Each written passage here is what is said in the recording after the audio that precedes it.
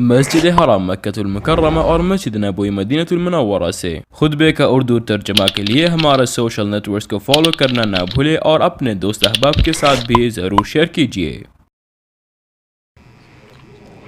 ہر طرح کی تعریف اللہ کے لیے ہے جو حمد و ثنا کے لائق ہے۔ وہ جو چاہتا ہے فیصلہ کرتا ہے، جو چاہتا ہے کرتا ہے۔ میں نعمتوں پر اس کی حمد بیان کرتا ہوں۔ بدبختوں والی حالت سے پناہ چاہتا ہوں۔ میں گواہی دیتا ہوں کہ اللہ کے علاوہ کوئی معبود نہیں، وہ یکتا ہے، اس کا کوئی شریک نہیں، وہ عظمت و کبریا والا ہے۔ میں گواہی دیتا ہوں کہ ہمارے سردار اور نبی محمد اللہ کے بندے اور اس کے رسول سید المرسلین اور خاتم الانبیاء ہیں۔ اللہ کا درود و سلام اور برکت نازل ہو آپ پر، آپ کی معزز پاکباز پرہیزگار آل پر، چنیدہ وفادار اصحاب پر، تابعین پر، اور جنہوں نے اچھے طریقے سے ان کی پیروی کی اور ان کے طریقے پر چلے، انہوں نے ہدایت پائی، اور بہت زیادہ سلامتی نازل ہو۔ اما بعد، میں آپ کو اے اللہ کے بندوں اور اپنے آپ کو اللہ کے تقوی کی وصیت کرتا ہوں۔ اللہ کا تقوی اختیار کرو، اللہ آپ پر رحم کرے۔ اللہ کا تقوی دنیا اور آخرت کا بہترین توشہ ہے۔ جان لو کہ اچھا اخلاق کبھی کبھی کم تعلیم یافتہ کو بھی مل جاتا ہے،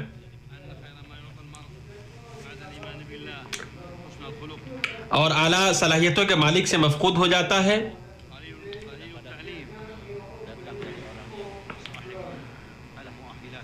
جان لو کہ اچھا اخلاق کبھی کبھی کم تعلیم یافتہ کو بھی مل جاتا ہے اور اعلیٰ صلاحیتوں کے مالک سے مفقود ہو جاتا ہے۔ سچی مبارکباد ہو اس کو جو بدسلوکیوں کو بھلانے کی کوشش کرتا ہے۔ ایسا آدمی سخت دل کا حامل نہیں ہوتا ہے اور دشمنی کے کسی راستے کو نہیں جانتا ہے۔ اس کی ملاقات سے سرور اور اس کی بات سے خوشی ملتی ہے۔ بہت بہادر ہی معذرت کرتا ہے اور بہت مضبوط ہی معاف کرتا ہے۔ لوگوں کی خوشنودی کے پیچھے پڑنا تھکاوٹ والا کام ہے۔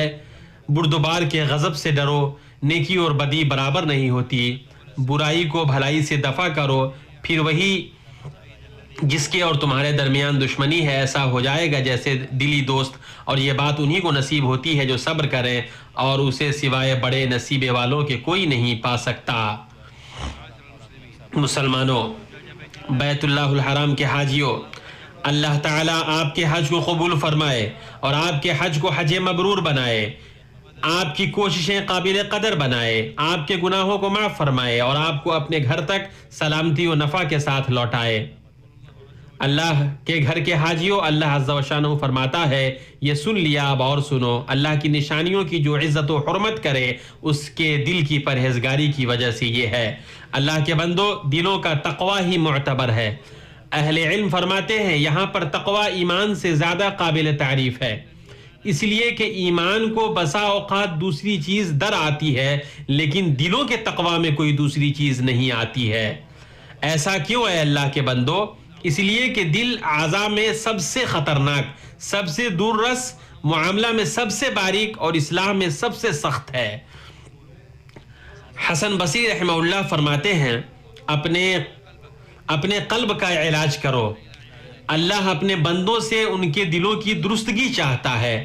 اللہ تعالیٰ نہ تمہارے جسموں کو دیکھتا ہے نہ تمہاری صورتوں کو دیکھتا ہے، انہوں نے اپنے سینے کی طرف اشارہ کرتے ہوئے کہا، بلکہ تمہارے دلوں کو دیکھتا ہے اور تمہارے اعمال کو دیکھتا ہے۔ بھائیوں، کسی چیز کا دل اس کا خالص اور عمدہ حصہ ہوتا ہے۔ قلب کو قلب اس لیے کہا گیا ہے کیونکہ وہ انسان میں سب سے خالص اور ارفع چیز ہے۔ دوسری جانب قلب تقلب سے ماخوذ ہے، اتار چڑھاؤ، تبدیلی اور تغیر سے ماخوذ ہے۔ چیزوں کے انجام پر غور کرنا تقلب کا معنی میں سے ہے۔ مسلمانوں، قلب اپنی ذمہ داریوں کے اعتبار سے اللہ تعالیٰ کی سب سے معزز اور پسندیدہ مخلوقات میں سے ہے۔ یہ محسوس کرنے کے لیے باہر نہیں ہے بلکہ یہ روح، نفس، مخ، دل، عقل کی طرح عالم غیب میں سے ہے۔ یہ تمام چیزیں ایسے ربانی عطیے ہیں جن کی روشنی عالم حس پر پڑتی ہے، جس سے اللہ کی اجازت سے مدد، غذا اور روشنی عطا ہوتی ہے۔ وہ روشنی اور مدد جس کے ذریعے ہی حق و باطل، درست اور خراب، نفع بخش اور نقصان، اور حقائق و اوہام کے درمیان فرق ہوتا ہے۔ نعمان بن بشیر رضی اللہ عنہ کی حدیث میں ہے، وہ آپ صلی اللہ علیہ وسلم سے روایت کرتے ہیں کہ آپ نے فرمایا، سنو، جسم کے اندر ایک ٹکڑا ہے، جب تک وہ صحیح رہتا ہے تو سارا جسم صحیح رہتا ہے، اور جب وہ خراب ہو جاتا ہے تو سارا جسم خراب ہو جاتا ہے، یاد رکھو وہ دل ہے، متفق علیہ۔ دل کی درستگی میرے پیارے بھائیوں ایمان، حقائق کی معرفت اور اچھے حالات سے ہوتی ہے، اور بدن کی درستگی اللہ کی اطاعت و فرما برداری کے ذریعے ہوتی ہے۔ جب قلب شرک، کفر اور قلبی اعمال کی برائیاں جیسے کبر، خود پسندی، ریا، حسد جیسی چیزوں کے ذریعے خراب ہو جاتا ہے تو جسم گناہوں، نافرمانی، مخلوق پر ظلم اور زمین پر فساد برپا کرنے سے خراب ہو جاتا ہے۔ دل اخذ کرنے کی جگہ ہے، یہ انسان کے ظاہری اور باطنی افعال و سلوک کے درمیان جوڑنے والا ہے۔ رسول اللہ صلی اللہ علیہ وسلم اکثر یہ پڑھا کرتے تھے، یا مقلب القلوب ثبت قلبی علی دینک، اے دلوں کو پھیرنے والے میرے دل کو تو اپنے دین پر ثابت رکھ۔ لوگوں نے پوچھا، اے اللہ کے رسول، کیا آپ کو ہم پر اندیشہ ہے جبکہ ہم آپ پر اور آپ جو لے کر آئے ہیں اس پر ایمان لائے؟ آپ نے فرمایا، قلوب اللہ عز و جل کی انگلیوں میں سے دو انگلیوں کے درمیان ہے، وہ انہیں الٹتا پلٹتا ہے۔ اس حدیث کو احمد نے اپنی مسند میں روایت کیا ہے۔ نبی صلی اللہ علیہ وسلم کی قسم میں سے تھا، لا و مقلب القلوب، دلوں کو پھیرنے والے کی قسم، رواہ البخاری۔ بھائیو، قلب ہر بھلائی کا مسکن ہے۔ اللہ سبحانہ کی اس قول میں خیر اور قلب ایک ساتھ آئے ہیں۔ اگر اللہ تعالیٰ تمہارے دلوں میں نیک نیتی دیکھے گا تو جو کچھ تم سے لیا گیا ہے اس سے بہتر تمہیں دے گا، اور پھر گناہ بھی معاف فرمائے گا، اور اللہ بخشنے والا مہربان ہے۔ جس قلب میں خیر ہوتا ہے، خواہ یہ خیر کم ہی کیوں نہ ہو، ضروری ہے کہ وہ ایمان کے لیے بھی کھلا ہوگا۔ اللہ سبحانہ کے اس قول پر غور کرو، یہی لوگ ہیں جن کے دلوں میں اللہ تعالیٰ نے ایمان کو لکھ دیا ہے اور جن کی تائید اپنی روح سے کی ہے، اور اللہ عز و شانہ کے اس فرمان پر، لیکن اللہ تعالیٰ نے ایمان کو تمہارے لیے محبوب بنا دیا ہے اور اسے تمہارے دلوں میں زینت دے رکھی ہے۔ منافقوں کے بارے میں اللہ کے اس فرمان پر بھی غور کرو، اے رسول، آپ ان لوگوں کے پیچھے نہ کوڑیے جو کفر میں سبقت کر رہے ہیں، خواہ وہ ان منافقوں میں سے ہوں جو زبانی تو ایمان کا دعویٰ کرتے ہیں لیکن حقیقتاً ان کے دل با ایمان نہیں۔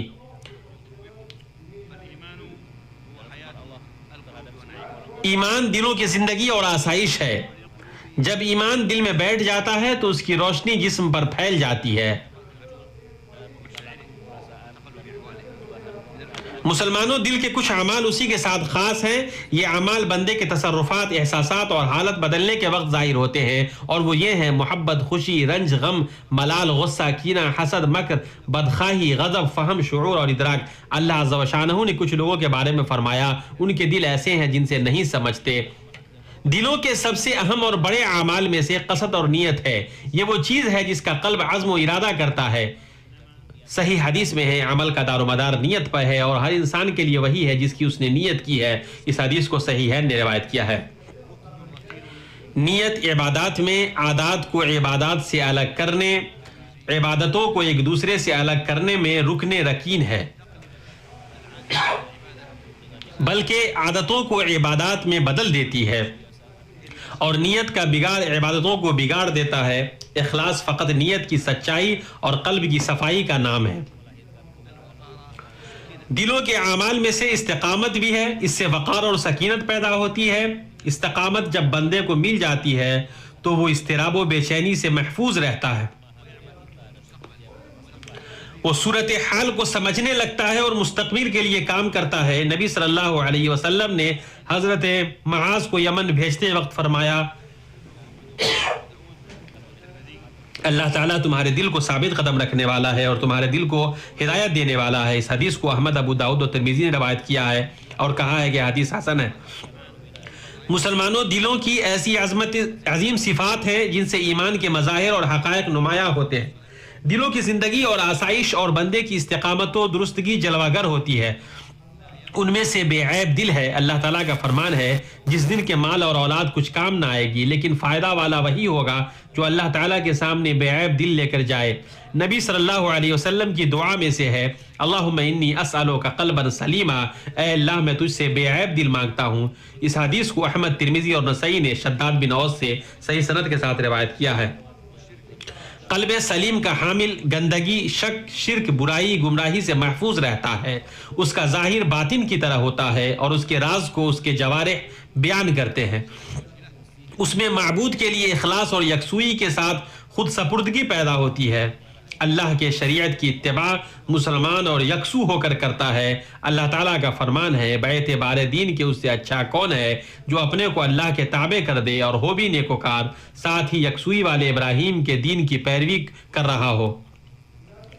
سنو، جو بھی اپنے آپ کو خلوص کے ساتھ اللہ کے سامنے چکا دے، بے شک اسے اس کا رب پورا بدلہ دے گا. اس پر نہ تو کوئی خوف ہوگا اور نہ غم اور اداسی. اخبات دلوں کے عظیم صفات میں سے ہے. اخبات اللہ کے لیے تسلیم اور قرار کا نام ہے.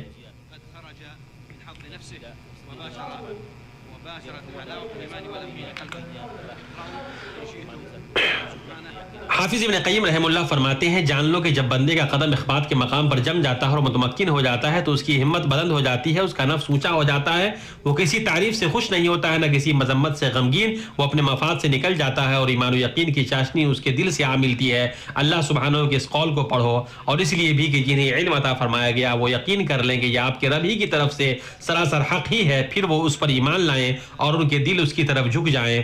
دل کے صفات میں سے ڈر بھی ہے. اللہ کا فرمان ہے، بس ایمان والے تو ایسے ہوتے ہیں کہ جب اللہ تعالیٰ کا ذکر آتا ہے تو ان کے قلوب ڈر جاتے ہیں. ارباز بن ساریہ کی حدیث میں ہے، رسول صلی اللہ علیہ وسلم نے ہم لوگوں کو ایسا آواز کیا جس سے قلوب ڈر گئے. اسے حدیث کو ابو داؤد ترمذی نے روایت کیا ہے. اہل ایمان نے جو بھی طاعت اور عمل صالح انجام دیا ہے، رد اور نہ قبول کیے جانے کے خوف سے وہ ڈر اور تشویش میں ہوتے ہیں. اس خوف کا سبب اللہ کا اجلال، عظمت، ہیبت اور بادشاہت ہوتی ہے. ڈرنے والا دل ایک طاعت سے دوسری طاعت کی طرف منتقل ہوتا ہے، اس دن سے ڈرتے ہوئے جس دن بہت سے دل اور بہت سی آنکھیں الٹ پلٹ ہو جائیں گی. اس کے بعد رجوع ہونے والا دل ہے. اللہ سبحانہ نے اس طرح کے دل والوں کے تعلق سے فرمایا، یہ ہے جس کا تم سے وعدہ کیا جاتا تھا، ہر اس شخص کے لیے جو رجوع کرنے والا اور پابندی کرنے والا ہو، جو رحمان کا غائبانہ خوف رکھتا ہو اور توجہ والا دل لایا ہو. انابت جب قلب میں جاگزی ہو جاتی ہے تو اس کو اس مقام پر پہنچا دیتی ہے جو انبیاء کی صفوں کے سے قریب کر دے. اللہ سبحانہ نے ابراہیم خلیل علیہ السلام کی خوبی بیان کرتے ہوئے کہا، بے شک ابراہیم بڑے تحمل والے، نرم دل اور رجوع کرنے والے تھے. مطمئن قلب اللہ کے بندوں، اس پر اللہ عز و جل کا یہ فرمان دلالت کرتا ہے.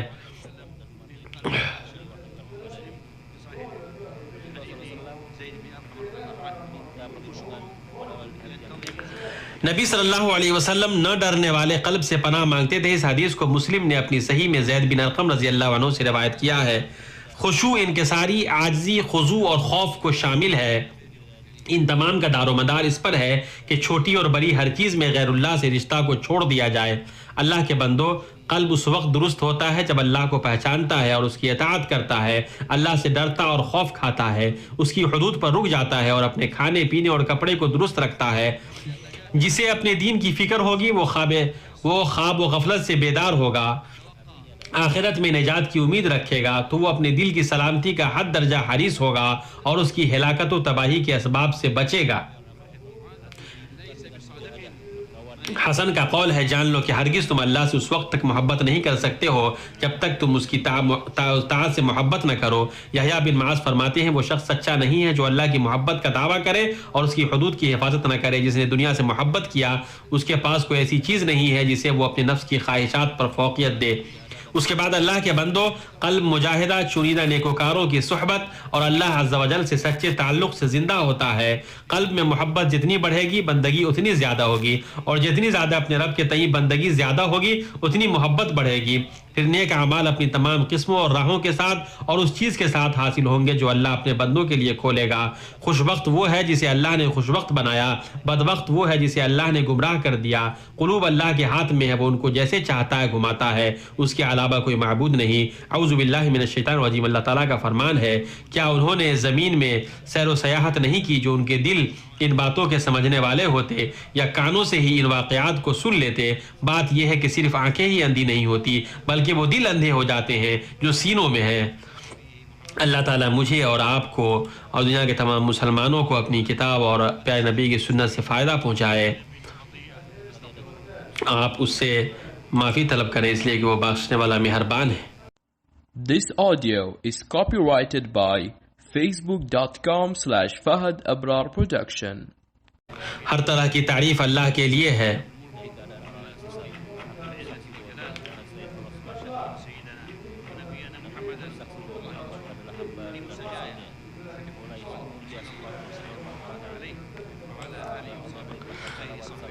ہر طرح کی تعریف اللہ کے لیے ہے۔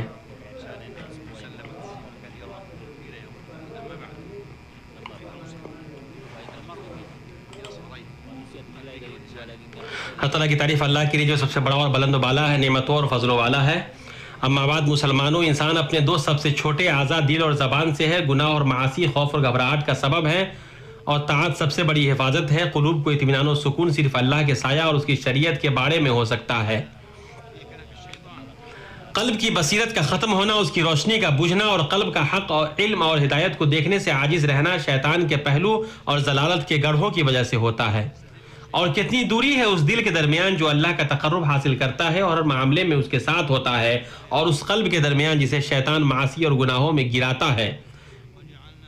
پیارے بھائیوں، قلب مریض ہوتا ہے، مرتا ہے اور اندھا ہوتا ہے۔ ایسا شخص جو پہلے مردہ تھا، پھر ہم نے اس کو زندہ کر دیا اور ہم نے اس کو ایک ایسا نور دے دیا کہ وہ اس کو لیے ہوئے آدمیوں میں جلتا پھرتا ہے۔ کیا ایسا شخص اس شخص کی طرح ہو سکتا ہے جو تاریکیوں سے نکل ہی نہیں پاتا؟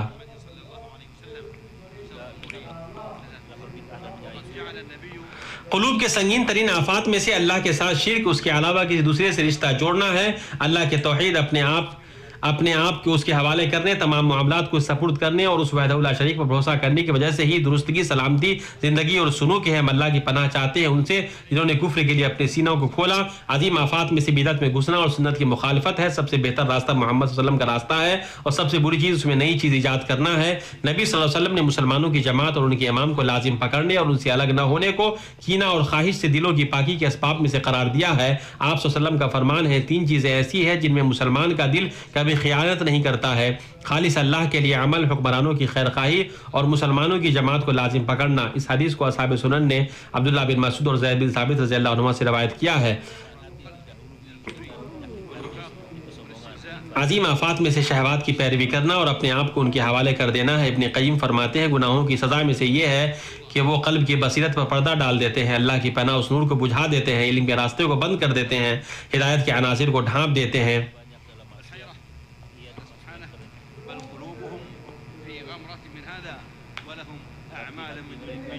دل کے اندھاپن سے پہلے دل کے امراض جیسے تکبر، نفاق، استہزاء، حسد اور بگاڑ جیسے قلب کے دوسرے امراض آتے ہیں۔ اندھا دل عقل نہیں رکھتا، اس لیے کہ عقل دل کی روشنی ہے۔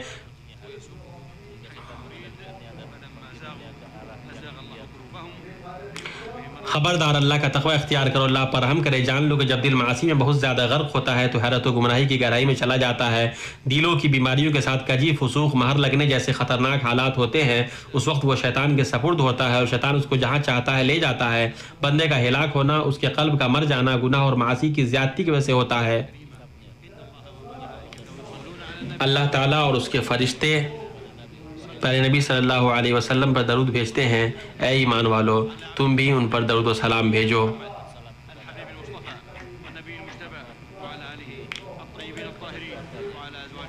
اللہ کا درود نازل ہو پیارے نبی صلی اللہ علیہ وسلم، آپ کے آل و اصحاب پر اور آپ کی بیویوں پر اور ابوبکر، عمر، عثمان اور علی پر اور تابعین پر، اور جو اچھی طریقے سے ان کی پیروی کرے قیامت تک۔ تو اپنے رحم اور کرم سے پروردگار اے اللہ اسلام اور مسلمانوں کو عزت عطا فرما،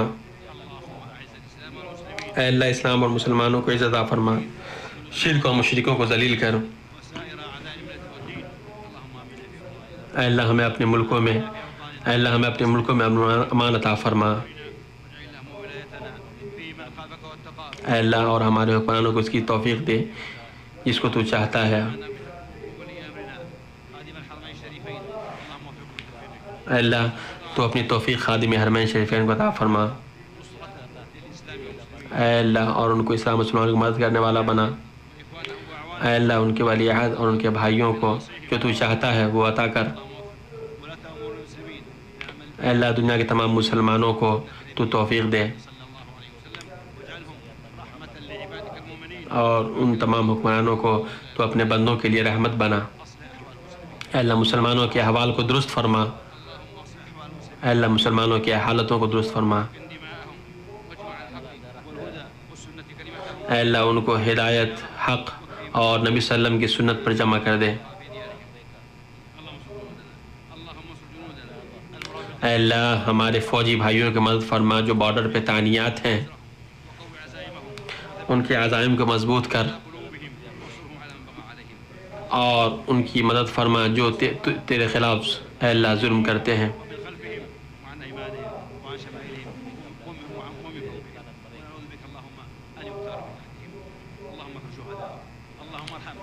اے اللہ ہمارے درمیان جو شہید ہیں اے اللہ ان کو پر تو رحم فرما۔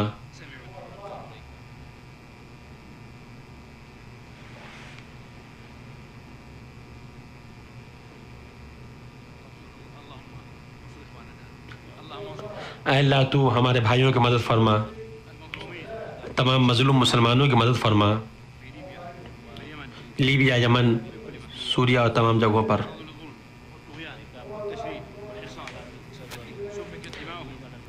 اے اللہ ہر طرح کی ظلم و زیادتی کو تو ختم کر دے۔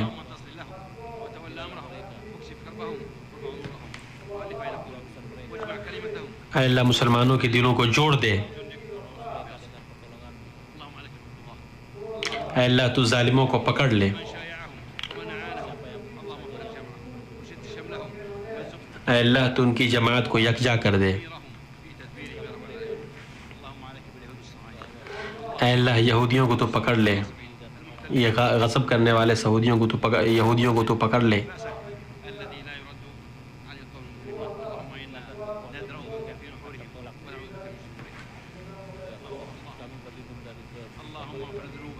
اے اللہ ہمارے گناہوں کو معاف فرما، ہمارے مصیبتوں کو دور فرما اور ہمارے بیماروں کو شفا دے۔